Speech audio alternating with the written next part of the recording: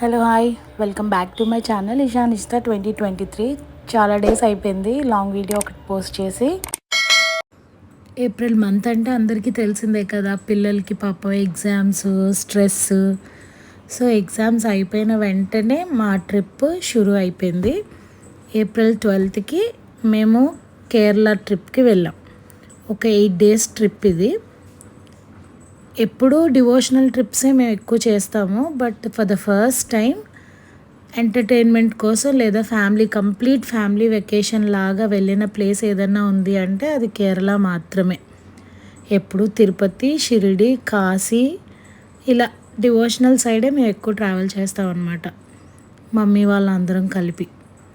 ఈసారి 2 అకేషన్స్ వచ్చినాయి. ఒకటి మా డాడీ అండ్ బాబాయ్ బర్త్డే అండ్ మా అక్క వాళ్ళ యానివర్సరీ, 25th యానివర్సరీ అనమాట.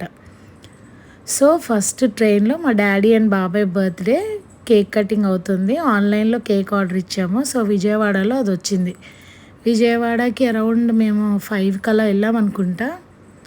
సో అప్పుడు వాళ్ళ చేత కేక్ కటింగ్ చేయించేసి అదొక చిన్న ప్రోగ్రామ్ లాగా నడిచింది. చాలా హ్యాపీ అనిపించింది. ఫస్ట్ టైం మా ఫ్యామిలీలో birthday celebrations in train. So అంతా అయిపోయిన తర్వాత కేక్ కటింగ్ చేసేసుకుని అందరం, అండ్ మా ఫ్యామిలీలో ఒక కేక్ కంప్లీట్గా అయిపోయిన తినాం అన్న కేక్ కూడా ఇదే అనమాట. సో మధ్యాహ్నం లంచ్ అయిపోయింది, నైట్ డిన్నర్ అయిపోయింది. నెక్స్ట్ మార్నింగ్ లేచేసరికి ఆల్మోస్ట్ 7 అలాగా కోయంబత్తూర్ జంక్షన్ వచ్చింది. కోయంబత్తూర్ జంక్షన్ స్టార్ట్ అయిన దగ్గర నుంచి అసలు గ్రీనరీ అంటే గ్రీనరీ.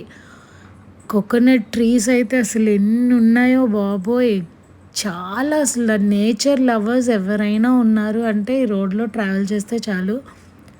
అంత pleasant atmosphere, greenery, clouds, snow, ఇంకన్నీ అనమాట. ప్రతిదీ నేను క్యాప్చర్ చేయలేకపోయాను కానీ బట్ ఐ ఫీస్టింగ్ అనే చెప్పాలి. ఆ జర్నీ మొత్తం అసలు ఆ కొండల మీద ఫాగ్, చలి చాలా బాగుంది. నేను కేరళ వెళ్ళడం ఇది సెకండ్ టైం. ఫస్ట్ టైం వచ్చేసి నా 5th క్లాస్లో వెళ్ళాను. నాకు కొంచెంగా గుర్తుంది కానీ కంప్లీట్గా గుర్తులేదు. బట్ ఈసారి అయితే మాత్రం ఫిల్డ్ విత్ మెమరీస్ అనమాట. కేరళ, మున్నార్, అలిపి ఇవన్నీ మస్ట్ విజిట్ ప్లేసెస్. ప్రతి ఒక్కరు ఒక్కసారైనా వెళ్ళాల్సిన ప్లేసెస్. జర్నీ టైం కొంచెం లాంగే ఉంటుంది, బట్ కొంచెం ఎఫర్ట్స్ పెడితే ఒక మంచి ఎక్స్పీరియన్స్ని మనం ఫీల్ అవ్వచ్చు. మాకు కొచ్చి వరకు రిజర్వేషన్ ఉంది, బట్ మా బస్ డ్రైవర్ వచ్చేసి త్రిశూర్లో దిగిపోండి, త్రిశూర్ నుంచి గురువాయూర్ చాలా దగ్గర, అదే కొచ్చి అయితే దూరం అన్నారు. సో అందుకని మేము త్రిశూర్లో దిగిపోయాం. గురువాయూర్ హార్డ్లీ ఇక్కడ నుంచి 30 kilometers అంట. ఆల్మోస్ట్ ఒక 1 hourలో రీచ్ అయిపోయాము. సో ఇక్కడ ఫ్రెష్ అప్ అయిపోయి మేము గురువాయూర్కి స్టార్ట్ అయిపోయాం. ఆల్రెడీ బస్ బుక్ చేసేసుకున్నాం. సో ఆ బస్లో మేము గురువాయూర్ స్టార్ట్ అయిపోయాం అనమాట. ఇదిగోండి ఆల్మోస్ట్ గురువాయూర్ వచ్చేసాము. ఇది మల్టీ లెవెల్ పార్కింగ్ అనమాట. గురువాయూర్ టెంపుల్ నుంచి జస్ట్ ఒక 200 meters or 100 metersలో ఉంటుంది. అక్కడి నుంచి నడుచుకొని వస్తే ఇది మనకి మెయిన్ ఎంట్రన్స్ అనమాట. గురువాయూర్ అంటే కృష్ణుడి గుడి. మనకి సౌత్ ద్వారకా అని కూడా అంటారు. ఇక్కడ చాలా చిన్న విగ్రహాన్ని ప్రతిష్ఠించారనమాట. గురువు, వాయువు కలిపి అక్కడ కృష్ణుడిని స్థాపించారు కాబట్టి గురువాయూర్ అంటారంట.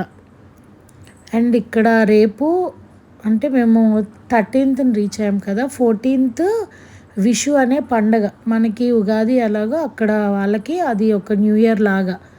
సో టెంపుల్ మాత్రం హెవీ రష్ ఉంది బాబోయ్. ఒక 1.5 hour లైన్లో కూర్చోబెట్టి తర్వాత వదిలారు. అదే మేము జస్ట్ ఒక 1/2 hour లేట్ అయి ఉంటే కనుక మాకు 8 or 9 అయిపోయేదన్నమాట. అంతసేపు లైన్స్ ఆపేశారు. అండ్ ఇక్కడ ట్రెడిషన్ ప్రకారం మగవాళ్ళు పంచ కట్టుకోవాలి. గుడిలోకి ఎంటర్ అయ్యేటప్పుడు బనియన్ కూడా తీసేయాలి. Shirt and banian not allowed. Ladies sari and churidar ఇవి కంపల్సరీ. స్కర్ట్స్, మిడ్డీస్ ఇలాంటివి వేసుకొని వస్తే పంచ పైన కట్టిస్తారనమాట. ఇక్కడ గోశాలకి ఎంత నీట్గా డెకరేట్ చేశారు, ఫుల్ పువ్వులతో, లీవ్స్తో, వాటితో, బనానాస్తో. రాజగోపురం ఉన్న ఎదురుగా ఉన్న గంట స్తంభానికి ఫుల్ దియాస్ వెలిగించారనమాట. గుళ్ళో కూడా చాలా దీపాలు ఉన్నాయి. అన్నీ ఆ విషు ఫెస్టివల్ కోసమే రెడీ చేసి ఉంచారనమాట. జనాలు కూడా ఒక్కొక్కరుగా మొత్తం గురువాయూర్ అంతా అకామిడేట్ అయ్యి ఉన్నారు. నెక్స్ట్ డే అయితే 5-6 అవర్స్ ఈజీగా పట్టిందంట.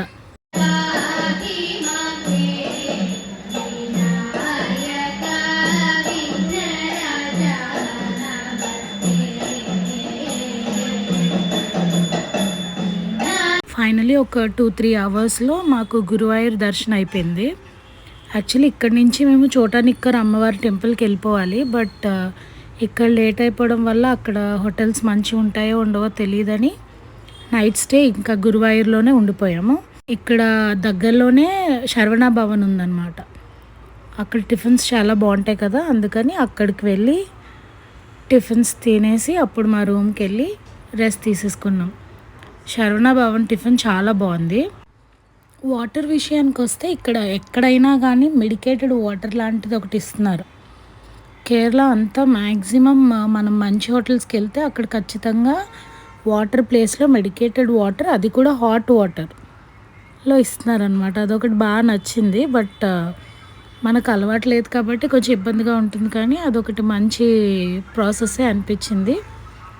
ఇంక ఇక్కడ టిఫిన్స్ ఫినిష్ చేసుకొని రూమ్కి వెళ్ళి రెస్ట్ తీసుకొని నెక్స్ట్ డే మా జర్నీ చోటానిక్కర్ అమ్మవారు అండ్ అక్కడి నుంచి Alleppey. So please do follow. Thank you for watching.